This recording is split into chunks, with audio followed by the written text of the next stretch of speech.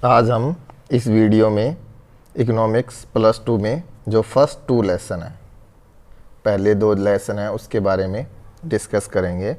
पहला जो हमारा फर्स्ट बुक है, फर्स्ट पार्ट है, उसको बोलते हैं माइक्रो इकोनॉमिक्स।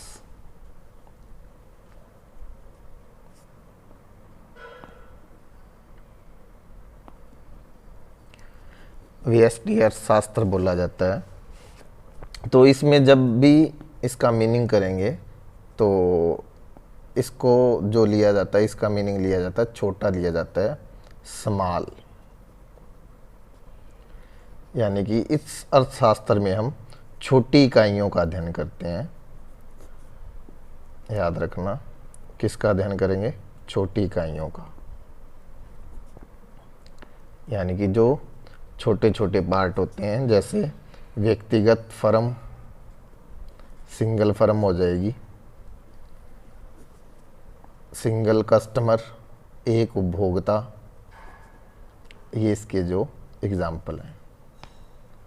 याद रखना, इसमें स्मॉल क्वांटिटी में, यानी कि स्मॉल टर्म, छोटी टर्म्स हैं, उनका अध्ययन किया जाता है, उसको हम माइक्रो इकोनॉमिक्स बोलते हैं।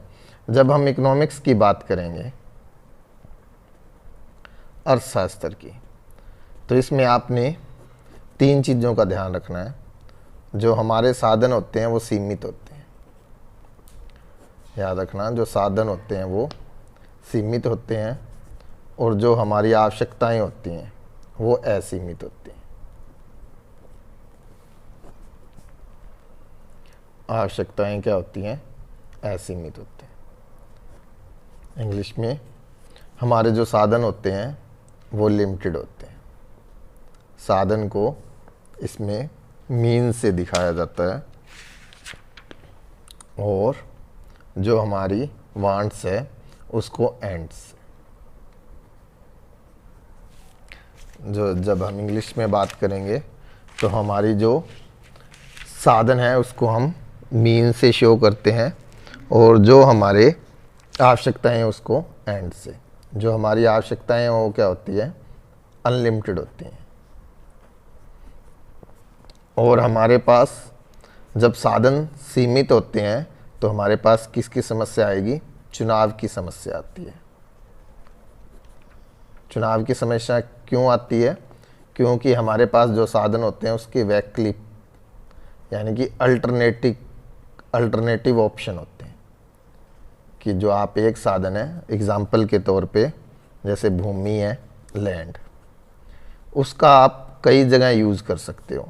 मान लो आप कृषि में, एग्रीकल्चर में यूज़ कर सकते हो, स्कूल बनाने के लिए यूज़ कर सकते हो, हॉस्पिटल में यूज़ कर सकते हो, होटल बनाने में यूज़ कर सकते हो। ये आपके पास क्या है? ऑप्शन है। लेकिन लैंड है वो सीमित मात्रा में होती है, लिमिटेड होती है। लेकिन हमारी आवश्यकताएं क्या होती हैं? असीमित है, क्योंकि हमें कृषि के लिए भी चाहिए, स्कूल के लिए भी, हॉस्पिटल के लिए भी, होटल के लिए भी। लेकिन हमें क्या है? उनमें से एक है जो ऑप्शन, उसको सिलेक्ट करना पड़ेगा, क्योंकि जो लैंड है हमारे पास लिमिटेड होती है। तो इससे हमारे पास क्या आ जाती है? प्रॉब्लम ऑफ चॉइस आ जाती है, चुनाव की समस्या आ जाती है। फिर इनमें से हमें एक ऑप्शन चुनना पड़ेगा। उसके लिए हम क्या देखेंगे? उसके लिए हम कल्याण और अधिकतम संतुष्टि को देखते हैं।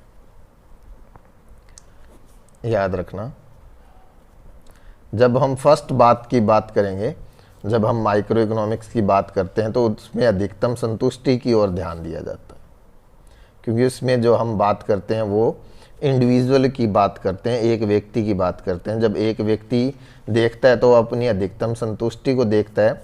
लेकिन जब हम मैक्रो इकोनॉमिक्स में बात करते हैं, समष्टि अर्थशास्त्र में, क्यों, उसमें हम बड़ी इकाइयों का अध्ययन करते हैं, बड़ी इकाइयों का अध्ययन करते हैं।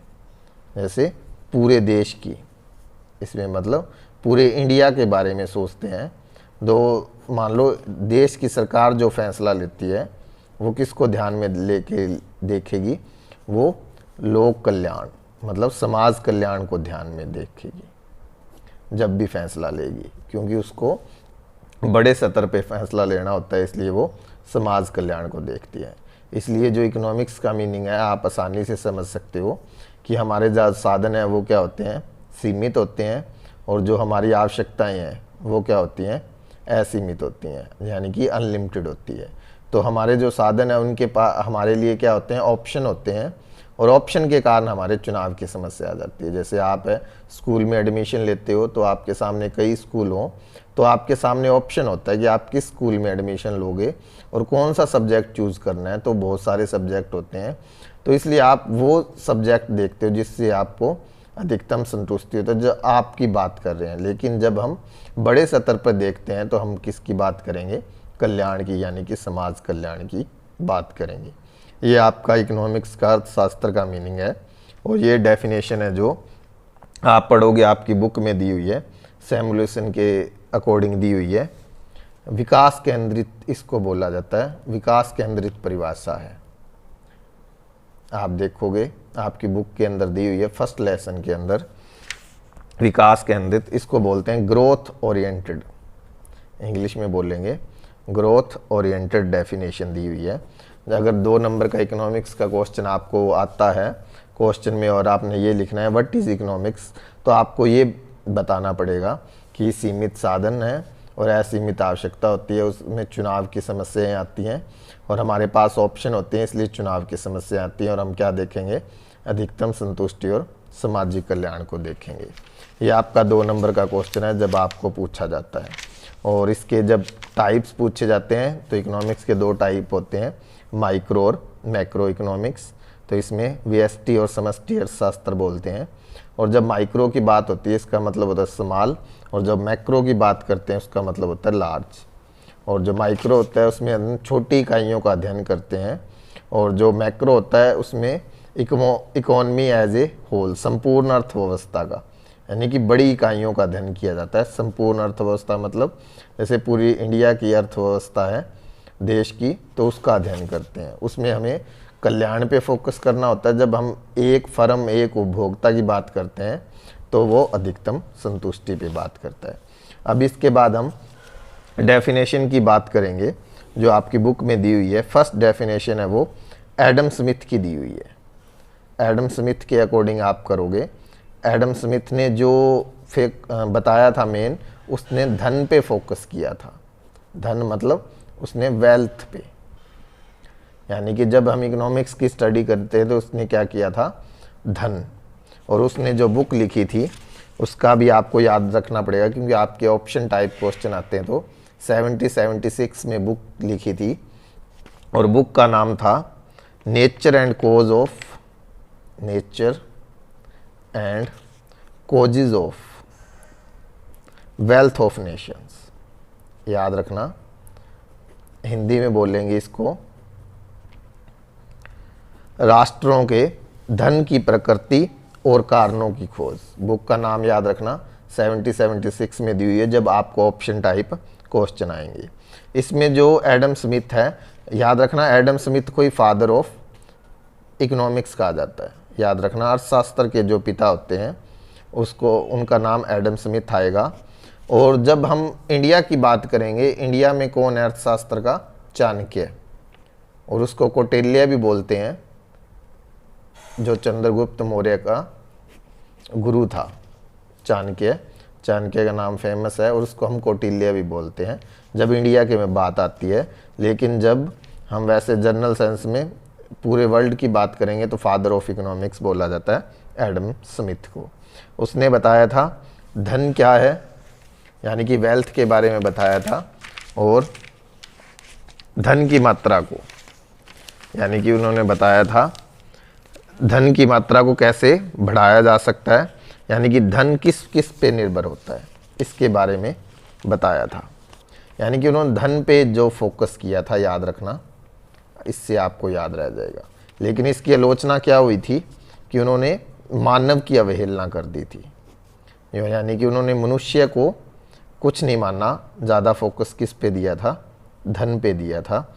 ये उनकी आलोचना की थी और इसलिए इसे दुखदाई विज्ञान कह के इसकी निंदा की गई थी। ये आपकी पहली डेफिनेशन है। 2 नंबर में आपका क्वेश्चन आ जाता है, या 1 नंबर में जो ऑप्शन होता है उनमें आ जाता है।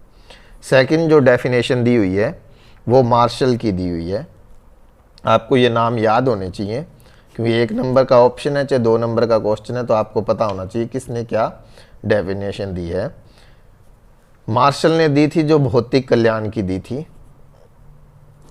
ये आपको पता होना चाहिए। और इंग्लिश में बोलते हैं मटीरियल वेलफेयर, कल्याण को वेलफेयर बोला जाता है और भौतिक को इसने मटीरियल वर्ड यूज़ किया है। और 1890 में उसने बुक लिखी थी प्रिंसिपल ऑफ इकोनॉमिक्स। ये भी बुक का नाम आपको याद होना चाहिए, क्योंकि ये ऑप्शन टाइप जो क्वेश्चन आते हैं उनमें बहुत बार पूछा जाता है। जो मार्शल है उसने जो आपकी भौतिक पदार्थों की है जिससे कल्याण होता है, यानी कि जिससे सामाजिक कल्याण होता है, उन भौतिक पदार्थों की प्राप्ति और उपयोग के बारे में बात की थी।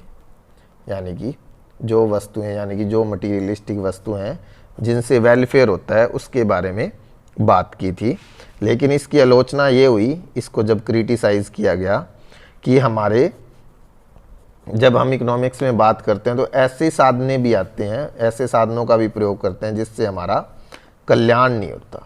एग्जाम्पल के तौर पे शराब का जो लीकर का प्रोडक्शन है, शराब से क्या होता है, किसी का कल्याण नहीं होता, लेकिन जो हमारे इकोनॉमिक्स में इसकी भी स्टडी की जाती है, क्योंकि देश जो सरकार है उसको बहुत ज़्यादा इनकम है जो लीकर शराब के द्वारा होती है, इसलिए उसका भी किया जाता है, इसलिए इसकी आलोचना की गई थी।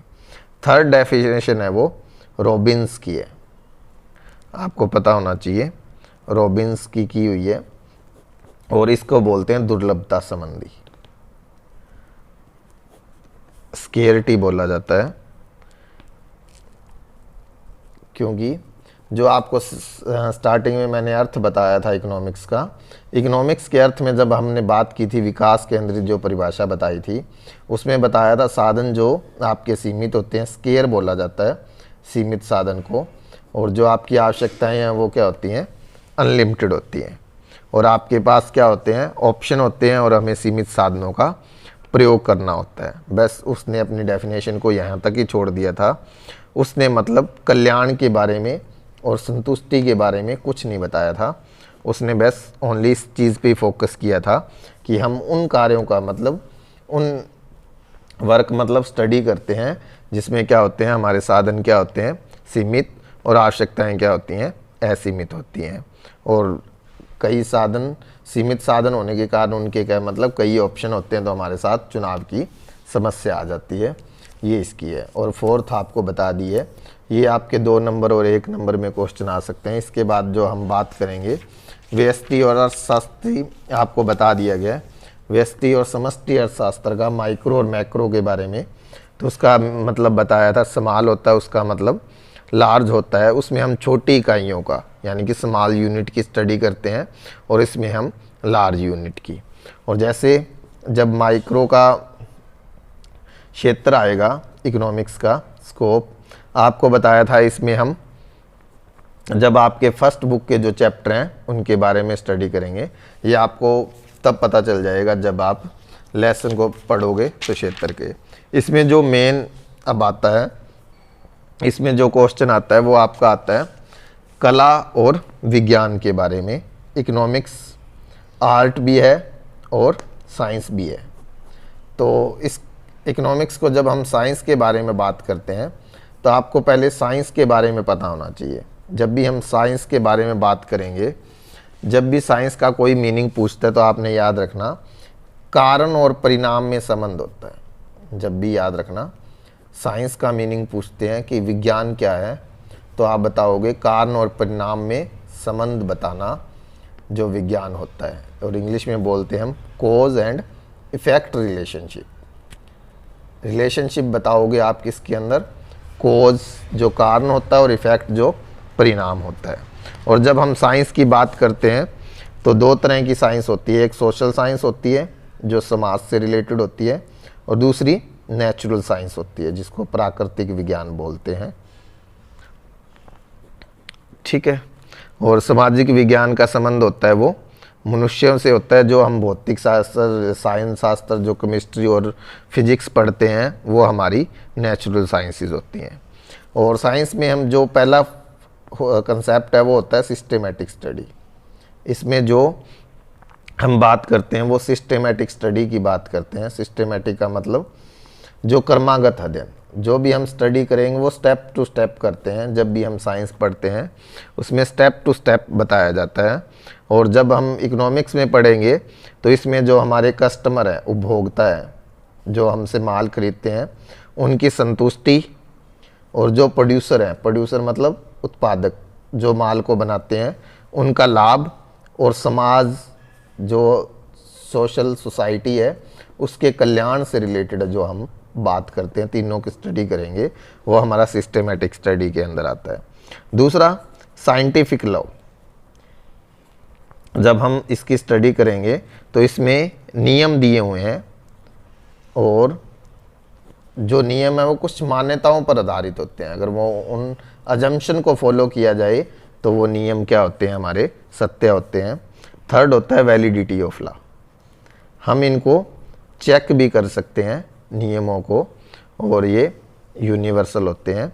लेकिन ये नेचुरल साइंसेस की तरह इतने फिक्स नहीं होते, क्योंकि जो मनुष्य है उसका व्यवहार है जो चेंज होता रहता है। इसलिए हम उन पे जो कुछ ऑप्शन अपवाद होते हैं जो जिससे ये जो नियम चेंज हो जाते हैं।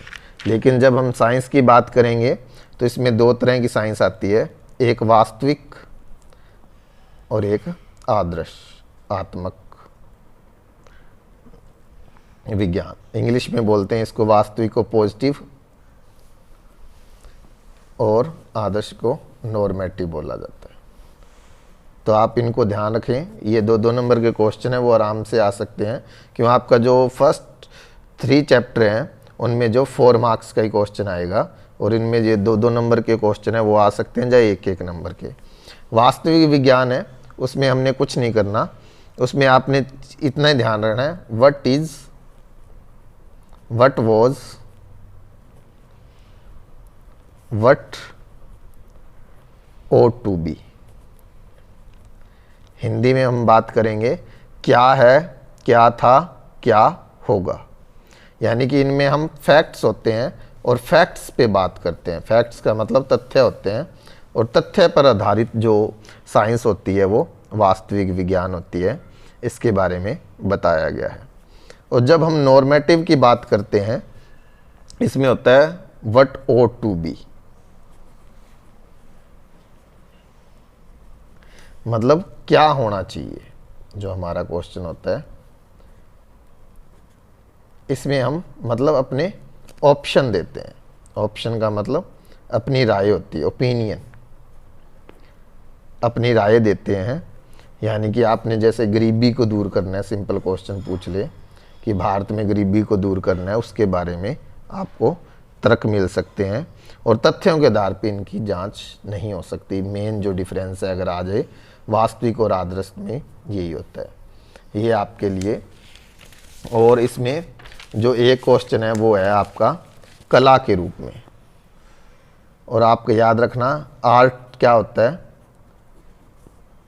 प्रैक्टिस होती है, यानी कि अभ्यास होता है। जो हमारे पास ज्ञान होता है उसको जब हम प्रैक्टिकल फॉर्म में चेंज करते हैं तो वो क्या कहलाएगा, आर्ट कहलाता है। यानी कि ज्ञान का व्यवहारिक प्रयोग करना, यानी कि practical application of knowledge for achieving some definite aim. कुछ उद्देश्यों को प्राप्त करने के लिए हम जो हमारा ज्ञान है उसकी हम जब प्रैक्टिकली करते हैं तो उसको क्या बोला जाता है, आर्ट। और अर्थशास्त्र है वो एक आर्ट है, क्योंकि जैसे जैसे हम इन नियमों की स्टडी करेंगे और उनको जैसे जैसे प्रैक्टिकली अप्लाई किया जाता है उससे हम क्या कर सकते हैं, जो उद्देश्यों को, जो अर्थशास्त्र के उद्देश्य हैं उसको हम पूरा कर सकते हैं। तो आपने इस पे अभ्यास पे ही प्रैक्टिस होती है कि जैसे जैसे हम अभ्यास करते रहते हैं उसमें कुछ और हमारे माइंड के अंदर है जो न्यू आइडियाज़ आते रहते हैं, इसलिए इसको क्या बोला जाता है, कला बोला जाता है। और ये 2 नंबर का है जो आपको आ सकता है। ये आपका फर्स्ट लेसन है जिसके बारे में हमने बात की थी। अब आपका सेकंड लेसन है, उसके बारे में हम बात कर रहे हैं। जो सेकंड लेसन है उसमें जो अर्थव्यवस्था की केंद्रीय समस्याएं हैं, जो हमारी सेंट्रल प्रॉब्लम है। ये भी अच्छा लेसन है क्योंकि ये शुरू का बेसिस है जो आपको पता होना चाहिए, और उसके बाद जो आपको इकोनॉमिक्स है वो बोरिंग नहीं लगेगी, इजी लगेगी। लेकिन इनको आपको बार बार इस वीडियो को सुनना पड़ेगा और बुक को भी अपने पास रखें, ताकि जो बातें बोले जा रही हैं वो आपके सिलेबस के पॉइंट ऑफ व्यू से है, बुक के अंदर जो आपका मैटर दिया हुआ है, और इसको आराम से समझोगे। बाद में आप इस पे डिटेल जैसे जैसे चैप्टर करते जाओगे वैसे वैसे आपके पास मैटर इकट्ठा होता जाएगा, और आप 3 या 4 पेज का एक क्वेश्चन है वो आराम से लिख सकते हो पहले 2 चैप्टर में से ही। जब हम सेंट्रल प्रॉब्लम की बात करेंगे, अब आ गया इकोनॉमिक्स प्रॉब्लम्स। इकोनॉमिक प्रॉब्लम में जो आपको बताया था, इकोनॉमिक्स की जो मेन समस्या थी, जो हमारे साधन क्या होते हैं, सीमित होते हैं, वही बात करेंगे। लिमिटेड रिसोर्सेज होते हैं, और अनलिमिटेड क्या होती है, असीमित क्या होती हैं, आवश्यकताएं होती हैं। और इसके कारण हमारे जो ऑप्शन होते हैं और हमारे पास कुछ चुनाव की समस्याएं आ जाती हैं, जिसको हम क्या बोलते हैं, अर्थशास्त्र की आर्थिक समस्या बोला जाता है, क्योंकि ये हमारे विकास और वितरण की समस्या भी बोलते हैं इसको। यानी कि विकास ग्रोथ और वितरण होता है डिस्ट्रीब्यूशन, उससे रिलेटेड भी ये होती है, और इसकी डेफिनेशन दी हुई है वो भी आप कर सकते हो। मेनली यही आपको बताया जाता है, वैकल्पिक आवश्यकताएं हैं तो सीमित साधनों के वितरण और उनसे अधिक से अधिक जो संतुष्टि प्राप्त करना, वो क्या होती है, समस्याएं होती हैं।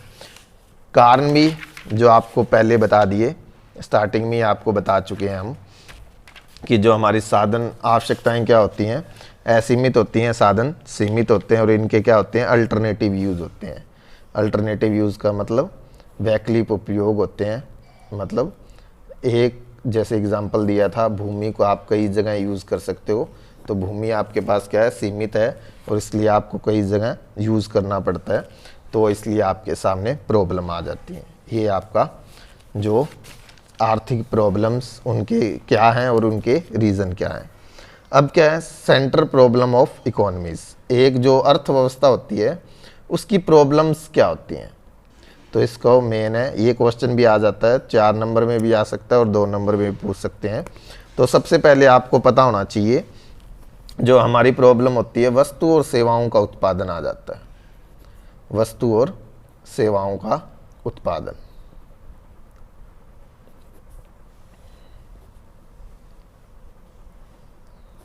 तो यानी वस्तुओं को याद रखना गुड्स बोलते हैं इंग्लिश में, और सेवाओं को हम सर्विस बोलते हैं, और उत्पादन क्या होता है, प्रोडक्शन होता है। अब हर देश की गवर्नमेंट के पास ही ये प्रॉब्लम होती है, वो कौन सी वस्तुओं और सेवाओं का क्या करे, उत्पादन करे, जिससे सामाजिक कल्याण हो सकता है। जब हम वस्तुओं के बारे में बात करते हैं तो वस्तुओं को भी हम आगे वर्गीकरण करते हैं, जैसे उपभोक्ता वस्तु जो हम यूज़ करते हैं, उपभोक्ता मतलब जो कस्टमर होते हैं वो यूज़ करते हैं, कंज्यूमर वर्ड यूज़ करेंगे। जो कस्टमर होते हैं वो ग्राहक होते हैं, कंज्यूमर होता है वो यूज़ करता है, जैसे चीनी, कपड़ा, क्लॉथ, शुगर, ये सारी चीज़ें इसमें आ जाएंगी।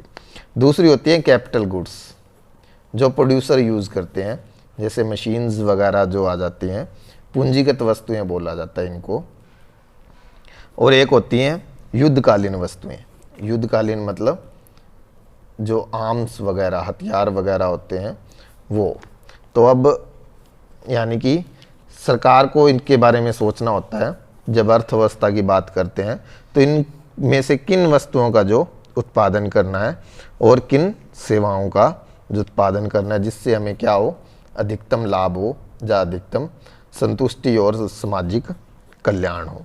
तो इनमें से हम वस्तुओं और सेवाओं को क्या करते हैं, सिलेक्ट करते हैं। ये हमारी पहली प्रॉब्लम है। इसको यही समझना है कि आपने किन वस्तुओं और किन सेवाओं का उत्पादन करना है। दूसरा, उत्पादन किस प्रकार करना है, हाउ टू प्रोड्यूस। इसमें हम किसकी बात करेंगे, टेक्निक्स की बात करेंगे।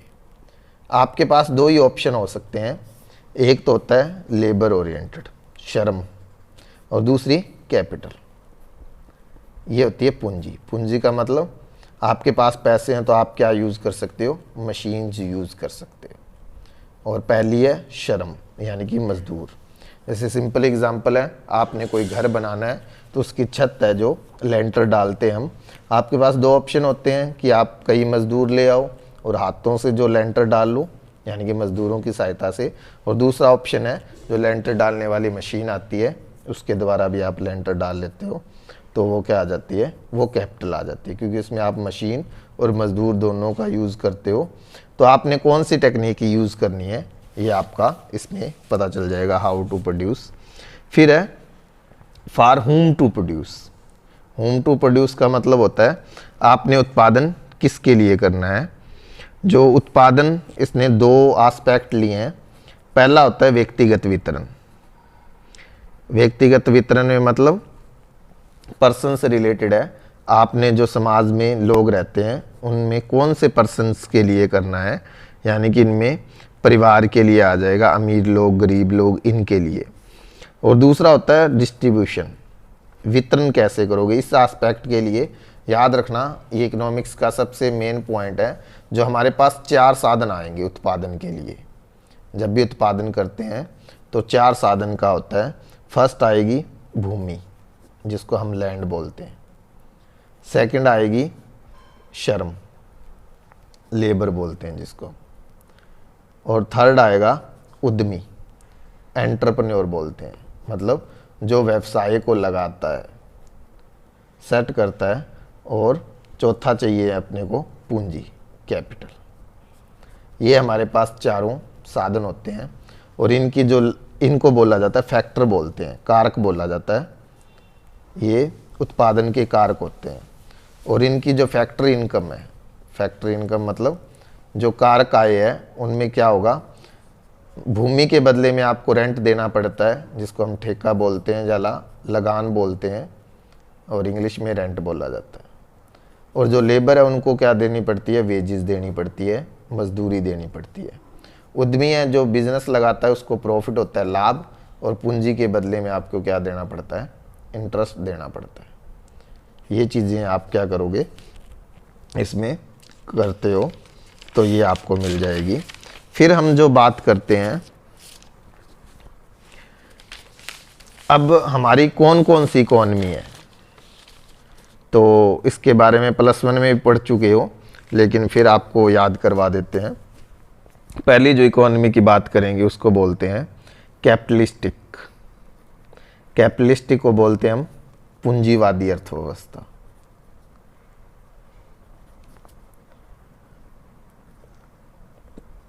और सेकंड है सोशलिस्टिक, समाजवादी अर्थव्यवस्था बोला जाता है इसको। और थर्ड है मिक्स, इसको हम मिश्रित बोलते हैं। जो पहली है पूंजीवादी अर्थव्यवस्था, इसको हम कैपिटलिस्टिक बोलते हैं और मार्केट इकोनॉमी बोला जाता है, क्योंकि इसमें क्या है, गवर्नमेंट की इंटरफेयरनेस नहीं होती, गवर्नमेंट नहीं होती, सारा निजी व्यक्तियों के हाथ में, यानी कि प्राइवेट पर्सन के हाथ में जो होती है। और जो हमारा प्राइस होता है वो किस पे, मार्केट फोर्स, यानी कि डिमांड एंड सप्लाई, जहाँ पे एक दूसरे को कट करेंगे, जहाँ पे इक्वल होते हैं, वहाँ पे जो क्या है डिसाइड किया जाता है। और ये मिलेगी आपको अमेरिका और इंग्लैंड वगैरह, उन कंट्रीज़ में आपको ये चीज़ मिलती है। फिर है सोशलिस्टिक, जिसको हम समाजवादी बोलते हैं। इसमें है क्या, कैसे और किसके लिए उत्पादन करना है, और अधिकतम जिससे सामाजिक कल्याण हो। और उसमें क्या होता है, समाज, सरकार के हाथों में होती है अर्थव्यवस्था।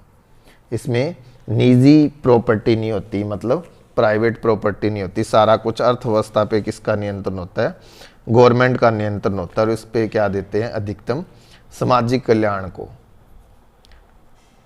सामाजिक कल्याण है उस पर फोकस किया जाता है। जो हमारी प्राइवेट कैपिटलिस्टिक है उसमें किस पे ध्यान दिया जाता है, प्रॉफिट पे, लाभ पे, क्यों प्राइवेट पर्सन होते हैं तो वो लाभ पे ही ज़्यादा फोकस करते हैं। और तीसरी है मिक्स, इसमें निजी और सरकारी दोनों को सम्मिलित किया जाता है।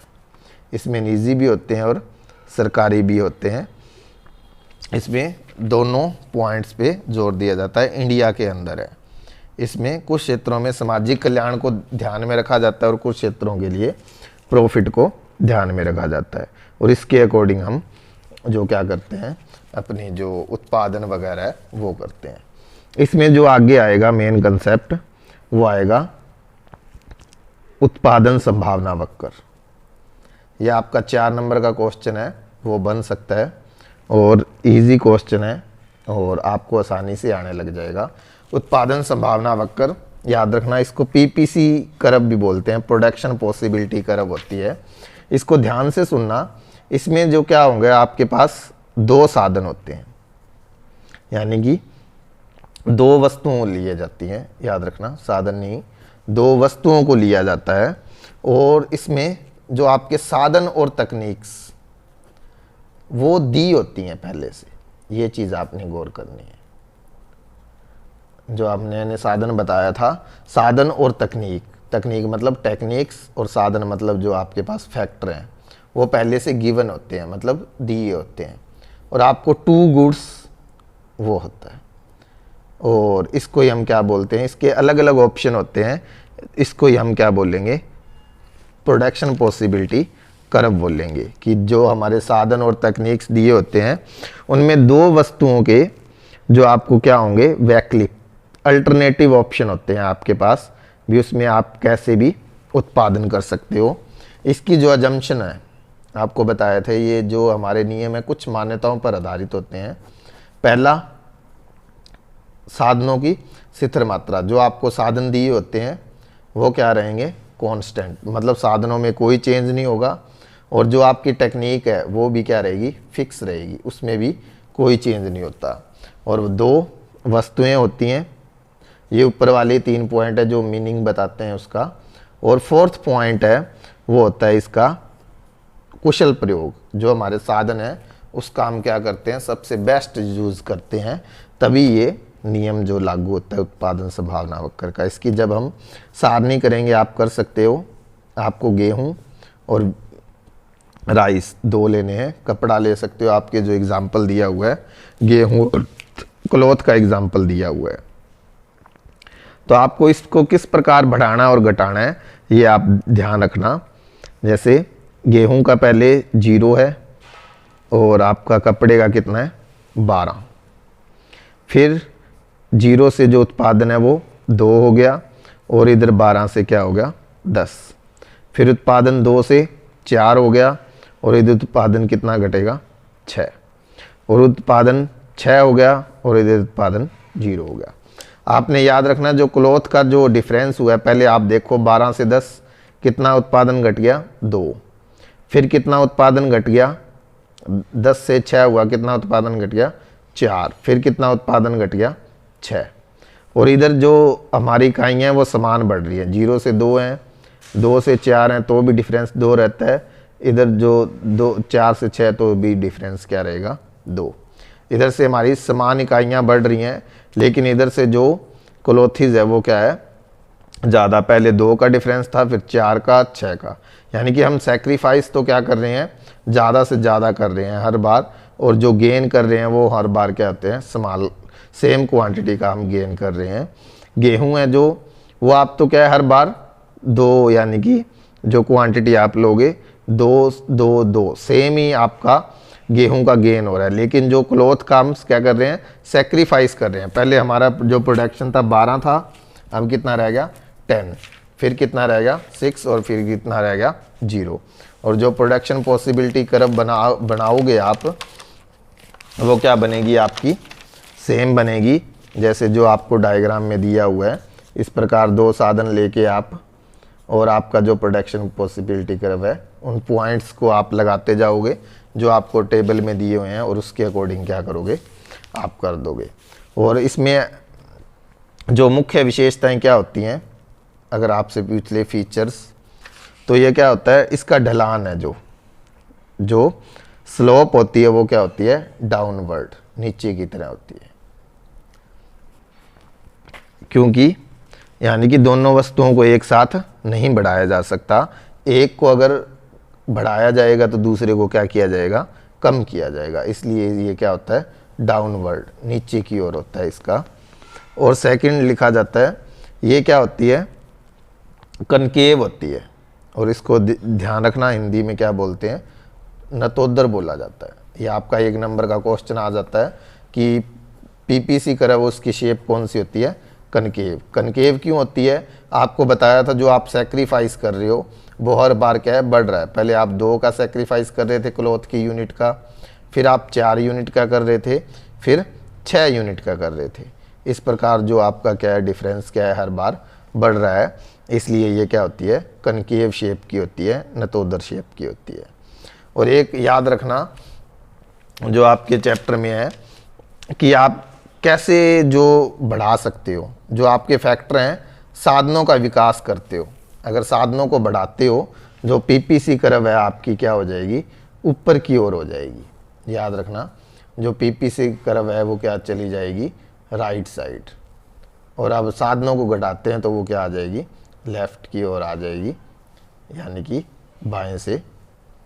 ये आप पढ़ोगे जब आपको पता चल जाएगा, नहीं तो अगली जो वीडियो है इसमें आपको अच्छे तरीके से बताया जाएगा। एक बार आप इसको करके देखना, फिर आपको ये समझ आने लग जाएगा कि साधनों को जब विकास होता है, ग्रोथ ऑफ रिसोर्सेज होता है, तो हमारा प्रोडक्शन बढ़ता है और घटता है। जब हम पीपीसी की बात करेंगे कर्व की, तो आपने याद रखना है जो ये कर्व है इस पे जो भी पॉइंट आएगा, यानी कि मान ले पॉइंट ए है, पॉइंट बी है, आपकी बुक के अंदर भी दिया गया पॉइंट सी है, तो इस पे क्या होता है, हम साधनों का क्या करते हैं, पूर्ण प्रयोग करते हैं। यानी कि यहाँ पे फुल कैपेसिटी का वो यूज़ कर रहे हैं प्रोडक्शन पॉसिबिलिटी कर्व में। और जो इसके अंदर पॉइंट आएंगे, यानी कि पॉइंट ई है और कोई भी लगा लो, यहाँ पे डी पॉइंट लगा लो, तो ये पॉइंट क्या होते हैं, इनमें साधनों का क्या होता है, पूर्ण प्रयोग नहीं होता। यानी कि साधनों का कम उपयोग करते हैं हम, यानी कि यहाँ पे अंडर यूटिलाइजेशन होता है और यहाँ पे फुल यूटिलाइजेशन होता है।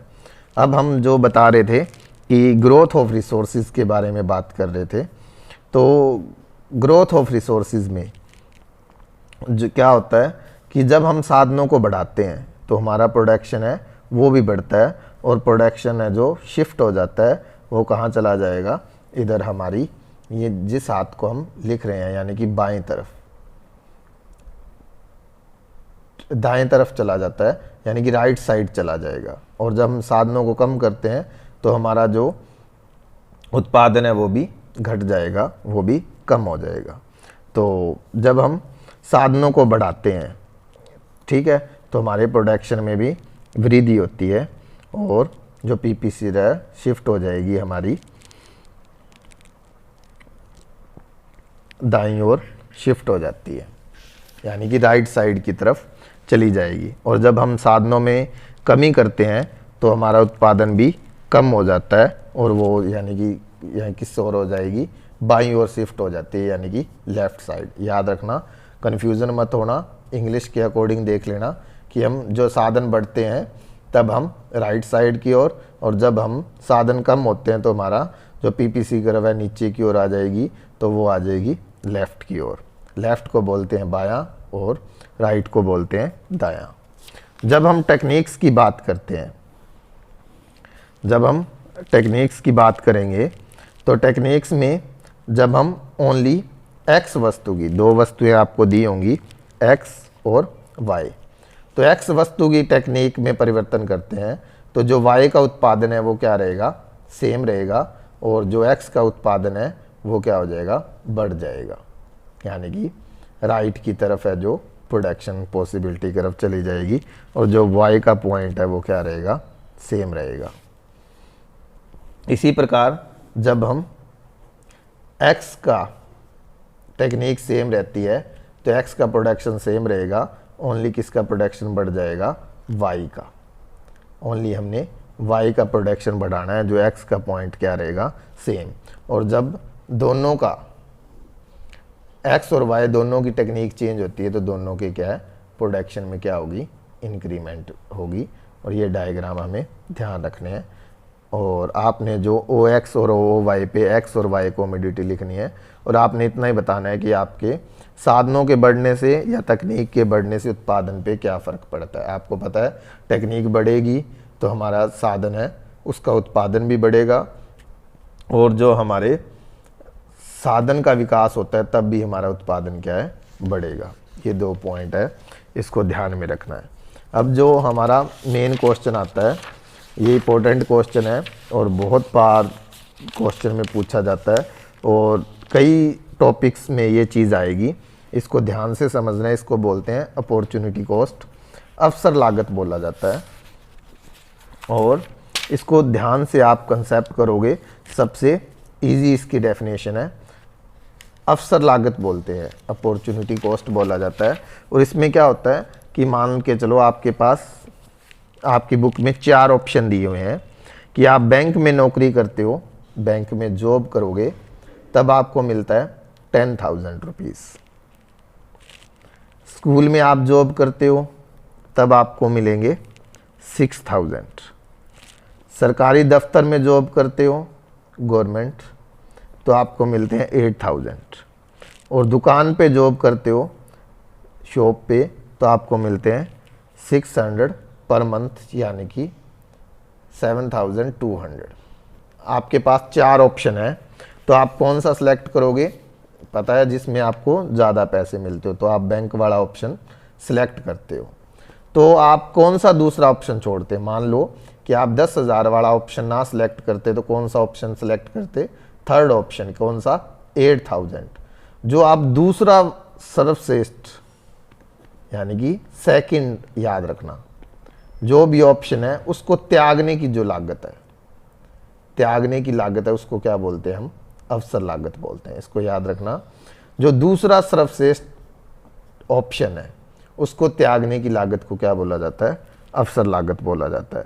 तो इंग्लिश में भी आप याद रखना, अपॉर्चुनिटी कॉस्ट होता है जो आपका सेकंड ऑप्शन होता है, बेस्ट सेकंड ऑप्शन है, उसको सेक्रीफाइस करने की जो लागत होती है वो क्या होती है?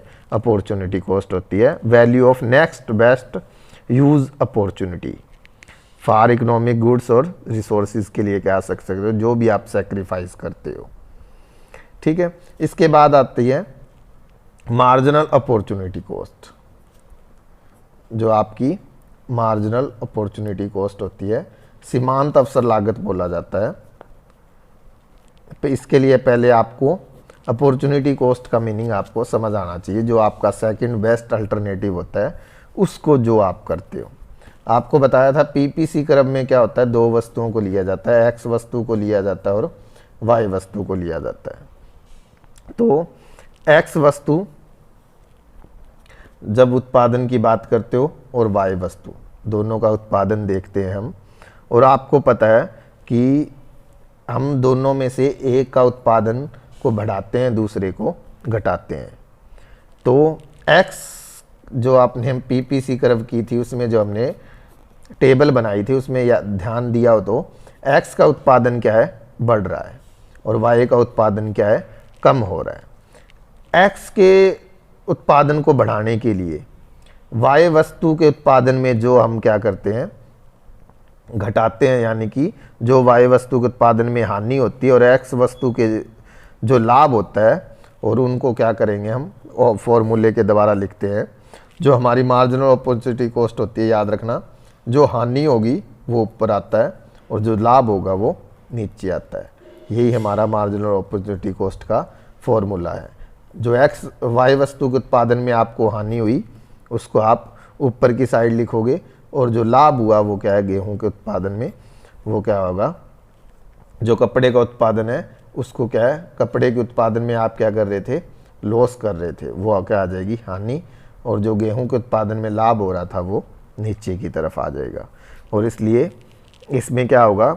आपके जो साधन और तकनीक आपको शिथिल मिलेगी, और एक्स वस्तु की जो अतिरिक्त इकाई की सीमांत लागत है वो क्या होगी? वाई वस्तु के उत्पादन की मात्रा में होने वाली कमी से है। इसलिए आपने ये चीज़ याद रखनी है। आपके बुक में एग्जाम्पल भी दिया हुआ है और इसका डायग्राम भी दिया हुआ है, इसको आप आसानी से समझ सकते हो। अब जो दोनों चैप्टर मैंने करवाए हैं उसका मैं कंक्लूज़न बता देता हूँ आपको, ताकि आपको जो चैप्टर है वो बिल्कुल आसान लगे। जब आप पूरी वीडियो को देखोगे तो आपको ये सभी चीज़ समझ आ जाएगी। जब हम पहले बात करते थे इकोनॉमिक्स की, जब आपको बात बता रहा था, सबसे पहले आपको इकोनॉमिक्स का मीनिंग क्लियर होना चाहिए। इकोनॉमिक्स के मीनिंग के लिए आपको, जब अर्थशास्त्र है उसको आप पहले 2 भागों में, तोड़ लो, यानी कि 2 वर्ड्स शब्दों में इसको हम तोड़ सकते हैं, जैसे अर्थ और शास्त्र। और जहाँ भी अर्थ का मतलब, जहाँ भी अर्थ वर्ड आ जाए तो इसका मतलब किससे होता है, मनी से, धन से।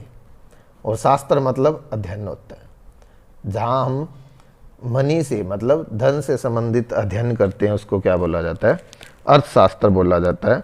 और इसमें आपकी जो अंग्रेजी भाषा में इसको इकोनॉमिक्स बोला जाता है, और इसको आपको ग्रीक भाषा के 2 शब्दों से मिलके बना है, आपकी बुक में दिया हुआ है, ओकोस और नीमिन, यानी कि गृह प्रबंध, इसलिए इसको गृह प्रबंध बोला जाता है। और इसमें हम क्या करते हैं, आपको बताया था कि जो हमारे साधन क्या होते हैं, सीमित, और आवश्यकताएं क्या होती हैं, असीमित होते हैं। और उनके क्या होते हैं, कई उपयोग होते हैं जिससे चुनाव की समस्या आ जाती है। और इसका मेन क्या होता है, चुनाव की समस्या को हम कैसे दूर कर सकते हैं जिससे हमें अधिकतम संतुष्टि मिले और सामाजिक कल्याण हो। और इसको हम इकोनॉमिक्स बोलते हैं, आपको बताया था। इकोनॉमिक्स के 2 पॉइंट है, माइक्रो और मैक्रो। माइक्रो में हम छोटी इकाइयों का अध्ययन करते हैं और मैक्रो में बड़ी इकाइयों का अध्ययन करते हैं। जब माइक्रो की बात करेंगे तब हम अधिकतम संतुष्टि की बात करते हैं, लेकिन मैक्रो लेवल पे हम किसकी बात करेंगे, सामाजिक कल्याण की बात करेंगे। फिर आपके बाद डेफिनेशन बताई थी, आपको जो डेफिनेशन है जो हमने स्टार्टिंग में मीनिंग किया था वो ग्रोथ ओरिएंटेड डेफिनेशन थी, सैमुलेशन, और उनकी दी हुई है उनके जो साथी हैं। और जो पहली जो फर्स्ट आपकी बुक में शुरू होता है वो एडम स्मिथ का, आपको बताया था, फादर ऑफ इकोनॉमिक्स होते हैं। इन्होंने अपनी बुक लिखी थी nature and causes of wealth of nation 1776 में। इन्होंने धन पे किया था। और अब इंडिया में बताया था, इंडिया में जो हमारे कौन थे मेन, चाणक्य, जिसको हम कौटिल्य भी बोलते हैं। इसकी मेन आलोचना यही हुई थी कि इसने मानव की तरफ ध्यान नहीं दिया, इसको धन को मेन माना था। बाद में मार्शल ने दी थी, मार्शल की बुक का नाम याद होना चाहिए, प्रिंसिपल ऑफ इकोनॉमिक्स 1890 में। और इसको हम मटीरियल वेलफेयर बोलते हैं। और इसमें क्या था कि हम उन साधनों का अध्ययन करते हैं जिससे कल्याण होता है, लेकिन इसकी कह के ये आलोचना की गई हम उन साधनों का भी अध्ययन करते हैं जिससे कल्याण नहीं होता। जैसे शराब बताई थी, इससे हमारा कोई कल्याण नहीं होता, लेकिन फिर भी हम इसका क्या करते हैं, अध्ययन करते हैं। फिर हमने रॉबिन्स को बताया था, जो आपको स्टार्टिंग में मीनिंग कराया था, उसमें बस आपने सामाजिक कल्याण और अधिकतम संतुष्टि को लेस घटाना है, यानी कि ये पॉइंट को मिस करना है, बाकी सेम डेफिनेशन रहेगी। जो साधन है सीमित रहते हैं और असीमित आवश्यकताएं होती हैं, और उनका कई उपयोग होते हैं, और उनका अध्ययन करना ही क्या होता है, अर्थशास्त्र होता है। ये आपके 3 डेफिनेशनें दी हुई हैं बुक में। फिर आपको बताया है माइक्रो इकोनॉमिक्स और मैक्रो के बारे में मीनिंग बताया था। छोटी इकाइयों का अध्ययन होता है, उसमें हम बड़ी इकाइयों का अध्ययन करते हैं। जो क्षेत्र वगैरह दिए हुए हैं वो आपके नेक्स्ट चैप्टर हैं जो हम करेंगे, उसके बाद ये आपको इसके महत्व और ये बाद में आपको समझ आ जाएंगे आराम से, इसलिए उस टॉपिक को एक बार के लिए छोड़ दो। और साइंस, जैसे आपको बताया था, साइंस में करोगे कारण और परिणाम, कोज एंड इफेक्ट के बारे में बात करेंगे। जब इसके साइंस के पॉइंट आते हैं तो इसमें सिस्टम स्टडी आती है, साइंटिफिक लॉ होते हैं जो हमारे नियम होते हैं, और वैलिडिटी मतलब वैधता के बारे में बात करते हैं। और इसके बाद में वास्तविक और आदर्शात्मक विज्ञान आता है। वास्तविक में हम क्या है, क्या था, क्या होगा, फैक्ट तथ्य के बारे में बात करते हैं, लेकिन आदर नॉर्मेटिव में हम क्या आता है, क्या होना चाहिए, अपने ओपिनियन देते हैं, यानी कि फैक्ट्स के बारे में बात नहीं करते, फैक्ट्स को चेक नहीं किया जाता। फिर हम कला के बारे में, कला आपको बताया था, जो हमारे ज्ञान है उसको हम क्या करेंगे, उद्देश्यों के लिए कन्वर्ट कर देंगे, उसको क्या बोलते हैं, हम आर्ट बोलते हैं। जैसे जैसे हम कोई काम करते रहते हैं उसमें क्या होते हैं, एक्सपर्ट हो जाते हैं, तो इससे हमारे मन में न्यू आइडियाज़ भी आते हैं उसको करने के। फिर है सेंट्रल प्रॉब्लम्स, जैसे आर्थिक समस्याएं। इसके लिए आपको बताया, आपको अर्थशास्त्र का मीनिंग पता होना चाहिए, उससे आपको आर्थिक समस्याएं मिलेंगी। वही साधन सीमित होते हैं, असीमित आवश्यकताएं होती हैं, और इसके कई ऑप्शन होते हैं। और इसको हम विकास और वितरण की समस्या भी बोलते हैं, ग्रोथ एंड डिस्ट्रीब्यूशन की प्रॉब्लम भी बोलते हैं। जब हम अर्थशास्त्र में बात करेंगे तो 3 समस्याएं आती हैं कि कौन सी गुड्स एंड सर्विस का क्या किया जाए, प्रोडक्शन किया जाए। और आपको गुड्स के टाइप बताए थे, कस्टमर गुड्स हैं, कैपिटल गुड्स हैं, वार से रिलेटेड गुड्स हैं। और किस प्रकार की टेक्निक्स, कौन सी टेक्निक्स यूज़ करनी है, लेबर टेक्निक्स है, कैपिटल टेक्निक्स है, तो हर देश की कंडीशन के अकॉर्डिंग हम उनका यूज़ कर सकते हैं। फिर आपने उत्पादन किसके लिए करना है, 2 पॉइंट होते हैं, एक व्यक्तिगत पॉइंट से, एक डिस्ट्रीब्यूशन पॉइंट से, व्यक्तिगत से लोगों के अकॉर्डिंग, धनी लोगों के लिए करना है, रिच यानी कि पुअर लोगों के लिए करना है वो चीज़। डिस्ट्रीब्यूशन में हम देखेंगे, आपको बताया था उत्पादन के 4 साधन होते हैं, इसको याद रखना, ये बार बार आएंगे। इसको हम कारक बोलते हैं, भूमि, उद्यमी, श्रम, पूंजी, लैंड, लेबर, कैपिटल, एंटरप्रेन्योर। इसके बदले में आपको बताया था रेंट मिलता है, वेजेस मिलते हैं, प्रॉफिट मिलते हैं और इंटरेस्ट मिलता है। और जो हमने 3 इकोनॉमी की बात +1 में भी आपने पढ़ चुके हो, और जो पहली बार इकोनॉमिक्स पढ़ रहे हैं तो उनको तीनों इकोनॉमी पता होनी चाहिए इंडिया की। ये हमारे जो एग्ज़ाम होते हैं उनमें भी क्वेश्चन पूछा जाता है, कैपिटलिस्टिक, सोशलिस्टिक और मिक्स, पूंजीवादी अर्थव्यवस्था, समाजवादी और मिश्रित। हमारे इंडिया की कौन सी है? मिश्रित है, जो भारत में है। क्यों? हमारे यहाँ पे निजी कंपनियाँ भी है और सरकारी कंपनियाँ भी है। लेकिन अमेरिका और उनमें बात करेंगे तो उनमें कौन सी है? पूंजीवादी। और रूस वगैरह में बात करेंगे, रूस या अन्य देशों में, वहाँ पे समाजवादी है, क्योंकि वहाँ पे क्या है, सरकार के अंडर में सारे रिसोर्सेज होते हैं। तो इनके अकॉर्डिंग क्या है, अलग जो इनकी आर्थिक समस्याओं को अलग तरीके से डील किया जाता है। उत्पादन संभावना वक्र, पीपीसी कर्व बताया था, इसमें बताया था 2 वस्तुओं को लेते हैं और साधन और तकनीक आपको पहले से दी होती है, जो है फैक्टर और टेक्निक से आपको पहले से गिवन होती है। 2 गुड्स के कई ऑप्शन है, वो हम क्या करते हैं, कर्व की सहायता से शो करते हैं। और अजम्पशन आपको बताया था, साधन तकनीक पहले से दी होते हैं, 2 वस्तुएं होते हैं और उनका हम बेस्ट यूज़ कर रहे होते हैं, जो हमारे साधन होते हैं। और इसमें गेहूं ले सकते हो, वीट हो गया गेहूं, चावल हो सकता है, या क्लॉथ, कोई भी 2 गुड्स ले सकते हो। उसकी टेबल आपको बुक में दी हुई है, उसके अकॉर्डिंग 0 2 4 6, इधर 12 10 6 0, कोई भी टेबल आप बना सकते हो। याद रखना, गेहूं का जो उत्पादन बढ़ा रहे हो वो सेम डिफरेंस से बढ़ाते जाओगे, लेकिन जो क्लॉथ या राइस दूसरी गुड्स ले रहे हो जिसका लॉस कर रहे हो, पहले वो 2 था, फिर 4, वो 6, फिर वो क्या करता जाएगा, बढ़ता जाएगा। ये चीज़ें हमने ध्यान रखनी है। और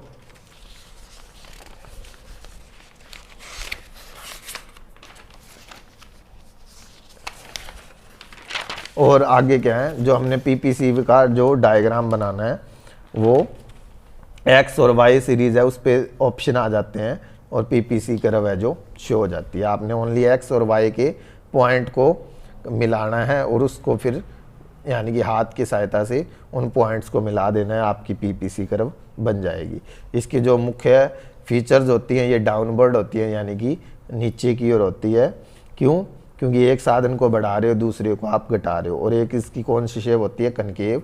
क्योंकि ये क्वेश्चन आपको बताया था, बार बार पूछा जाता है, क्योंकि इसमें जो वाई वस्तु में लॉस हो रहा है वो हर बार क्या है, बढ़ रहा है।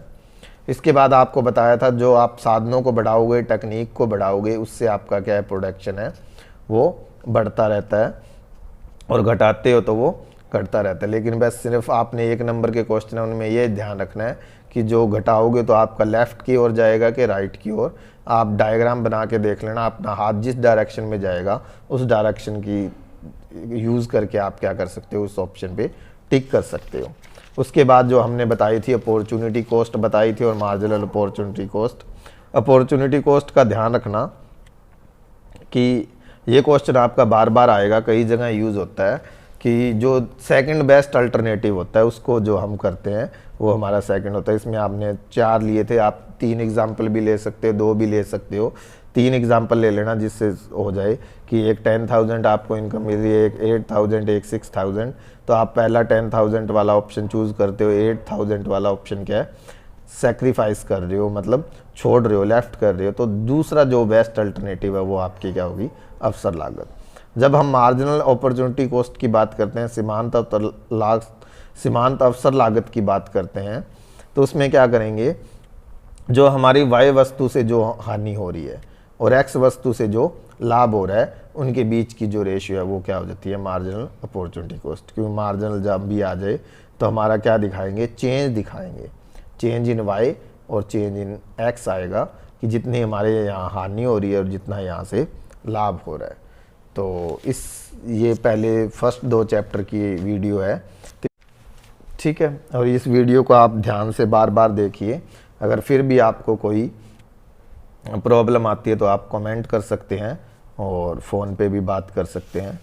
और इसके बारे में बाद में जो नेक्स्ट वीडियो उसमें हम थर्ड लेसन और फोर्थ लेसन के बारे में बात करेंगे। थर्ड लेसन है आपका जो थ्योरी ऑफ कंज्यूमर बिहेवियर है, उपभोक्ता के व्यवहार के बारे में बात करेंगे।